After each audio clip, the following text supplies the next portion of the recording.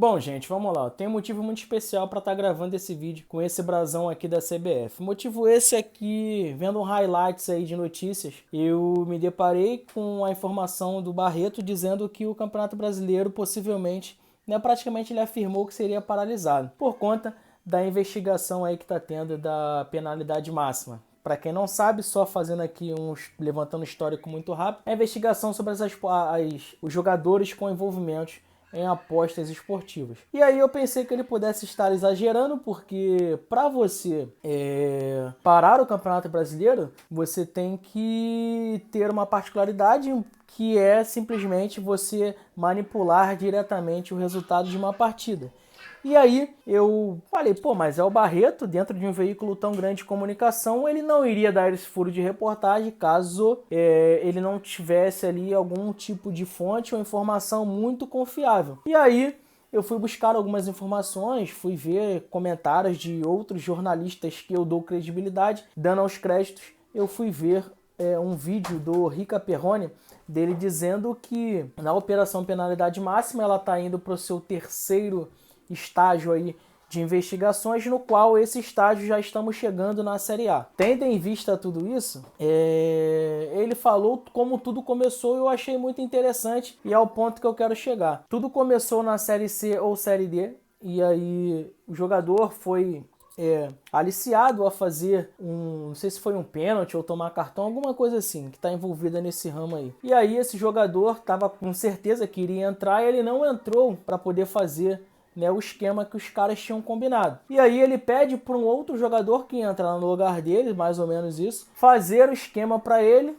e depois, sei lá, ele ia repartir ali a quantia e tal, não sei o que. Enfim, resumindo, o cara entrou, o cara acertou lá verbalmente, entrou, não fez o pênalti ou tomou cartão. Ao torno ali, no final de tudo, o cara que fez a aposta, que aliciou esse jogador, começou ali a trocar ideia com ele e a ameaçar até tão propriamente a sua família. E aí esse jogador se sentiu... se sentiu impotente, né? E aí ele chegou em um dirigente que trabalha como servidor público aí, não sei em qual esfera da polícia, comunicou a ele e tal, que tinha participado, que falou que sim, que aí não deu pra fazer, o cara explicou todo o desenrolado. E aí, o que aconteceu? Esse dirigente que trabalha aí que tem um cargo público, levou isso ao Ministério Público, que desencadeou a investigação. E aí, desencadeando a investigação, eles começaram a pegar jogadores da Série D, depois passou para a Série C, chegou na Série B e, consequentemente, já estamos na Série A, que é o que vai trazer à tona aí, segundo lá informações do canal do Rica Perrone, a terceira fase da investigação. Onde que eu quero chegar?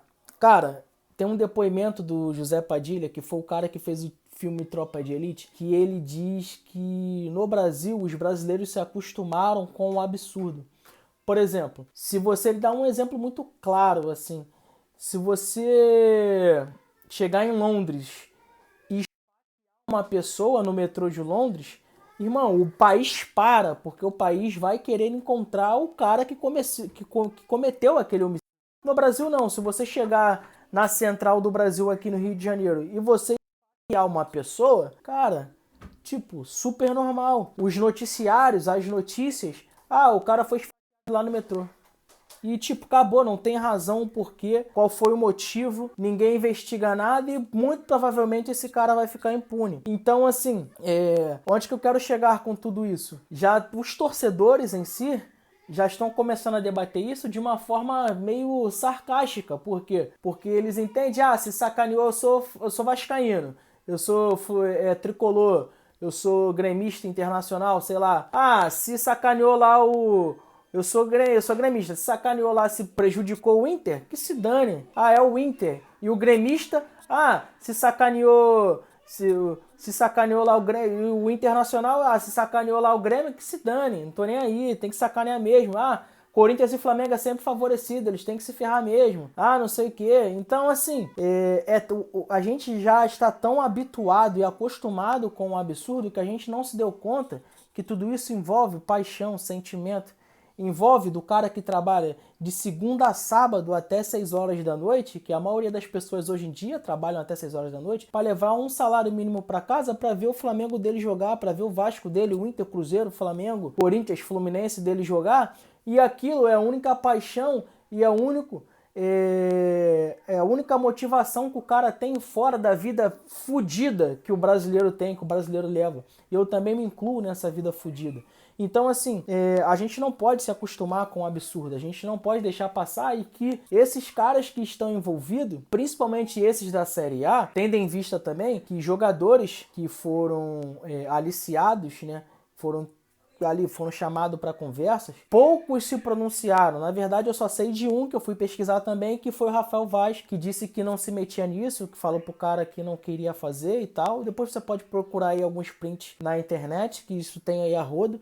Então, assim, todos os outros jogadores, e acredito eu, eles podem ter sido sim procurados para poder fazer um pênalti. Aí o Rizek entra o Barreto entra com a razão sobre isso, porque se você foi procurado para cometer um pênalti, porra, é notório e visivelmente tu tá interferindo diretamente na questão do resultado da partida. E isso nos leva a um outro estágio de tudo isso, que é, se você está interferindo diretamente no resultado da partida fazendo um pênalti, muito provavelmente você dá margem para que a CBF sim paralise o Campeonato Brasileiro em virtude daquilo. Segundo lá as informações que eu peguei no canal do Rica Perrone, existem também a possibilidade de comissões de arbitragem estarem envolvidas nesse esquema aí, né, da penalidade máxima. Então, assim, se a arbitragem está envolvida, muito possivelmente vai se desencadear também para algum tipo de dirigente. Por quê? Porque se a gente cara, tá vendo quantas vertentes a gente está aqui desencadeando e poder, eu sei que é hipoteticamente ainda falando, mas é algo que está muito próximo de se acontecer. Porque a gente tem que parar para entender que o brasileiro, ele gosta de ter vantagem, levar vantagem sobre tudo aquilo que ele se propõe a fazer. E isso, cara, não tô falando de A, B ou C, eu tô falando de A a Z. Todo brasileiro, ele quer tomar vantagem em relação a alguma coisa. Cara, além de ser uma índole, uma virtude do ser humano, querer ser melhor do que o outro e ter inveja, essas coisas a gente vai desencadear para outros vários assuntos. É muito bom a gente entender que, assim, mas o cara lá, porque vai ter muito desses comentários, o cara lá, pô, ganha 300, 400 mil reais por mês, mas tem aquilo, você tem lá seu salário mínimo, você ganha lá seus R$ 1.000 lá de salário mínimo, com os descontos. Quando você passa a ganhar 2.000, você já tá gastando 4. Quando você passa a ganhar 4, tu já tá gastando 8. E assim também é a vida de um jogador de futebol, sabe? É óbvio que eu não posso externar e levar para todo, mas é assim, cara, é a realidade do brasileiro. Para finalizar, Ronaldo Fenômeno disse em uma entrevista, acho que foi no Danilo Gentili, que o jogador brasileiro, ele não tem estrutura nenhuma financeira, gestão nenhuma financeira. E aí quando ele vem ganhando muito dinheiro ao longo de toda a carreira, porque o futebol faz muito dinheiro, ganha-se muito dinheiro, e quando ele para, no máximo em 5 anos ele quebra. Por quê? Porque ele está acostumado a gastar muito, mas ele tem reposição, porque ele ainda está em atividade, muito provavelmente ainda está em um grande clube. Mas aí quando ele para de jogar, ele ainda continua gastando muito e a reposição não está sendo mais feita. Então ele já está gastando de suas economias que ele conseguiu ali, se ele for um jogador de grande clube por muito tempo, juntar. E aí quando ele olha para trás, ele olha lá o banco dele, a caixinha dele do tio Patinho, ele já não tem mais as moedas para poder mergulhar. Então acho que vale muito a gente refletir sobre isso, que o brasileiro ele já tem essa índole de querer levar vantagem, vale muito também a gente refletir sobre a gente querer idealizar e se acostumar com aquilo que é absurdo.